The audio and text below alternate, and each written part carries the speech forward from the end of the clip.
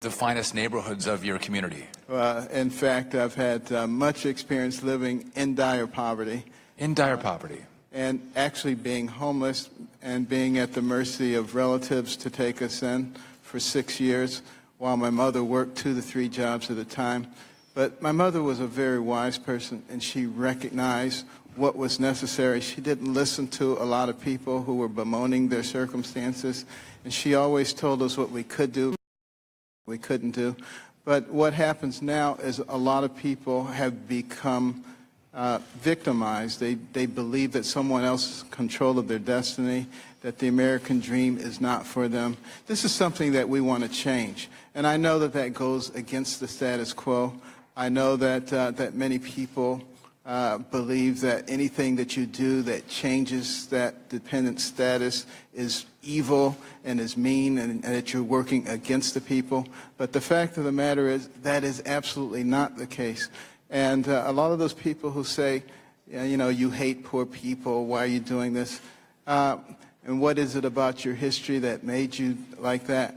Is it maybe the fact that I did grow up in those circumstances and see the problems that were associated and see what kind of things got people out of those situations?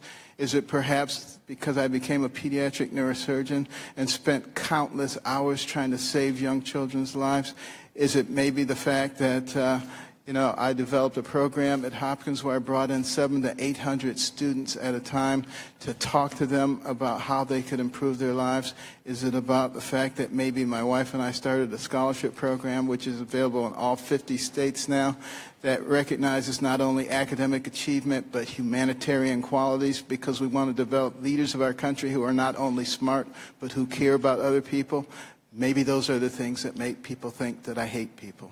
Vice Chancellor, so you, well said, Dr. Carson.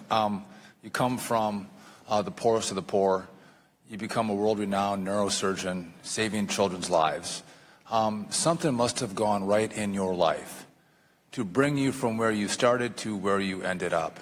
And maybe you could have taken the lessons of that success story and now be in a great place to actually implement those lessons and help other young people become the next Ben Carson. Is that a fair enough assessment? That's a very fair assessment, and I would hope at some point that many people who are oppositional would actually stop and spend time discussing with us what we're doing, and I think they would recognize that it is not a useful thing to just harp on the talking points of those who oppose people getting out of poverty. I only have 20 seconds left. You talk about your mom a lot. I know you just lost her as well, and I'm sorry for your loss.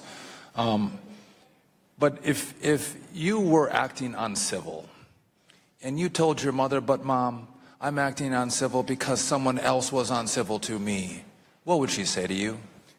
She would say, your guy